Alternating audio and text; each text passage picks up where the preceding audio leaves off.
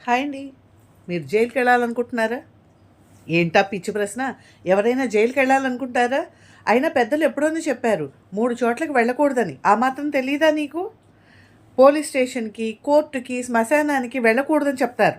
ఆ మాత్రం తెలీదా అని నా మీద అరిచేస్తున్నారా? కాదండి. గవర్నమెంట్ వాళ్ళు కొత్తగా ఈ మధ్య ఓ చిన్న విషయాన్ని చెప్పారు. ఏంటంటే చిన్న విషయం కాదనుకోండి, ఇది పెద్ద విషయం, చాలా విచిత్రమైన విషయం కూడా.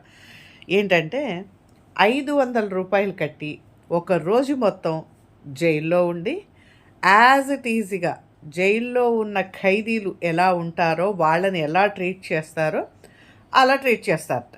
అలా 500 కట్టి ఉండొచ్చుట. ఒకవేళ అందులోకి వెళ్ళిన తర్వాత నా వల్ల కాదు బాబోయ్ అని బయటకు వచ్చేయాలంటే రూ. 1000 ఫైన్ కట్టేసి బయటకు వచ్చేయచ్చుట. ఎలా ఉందో తెలుసా ఇది? పిచ్చి ముదిరింది, రోకలు తలకు చుట్టండి అన్నారట. అలా ఉంది. ఈ ఆలోచనలేంటో, ఈ విధానాలేంటో అస్సలు అర్థం కావట్లేదండి నాకైతే. మీకేమన్నా అర్థమైందా? ఏంటి బాబు అన్న ఇంకోసారి అన్న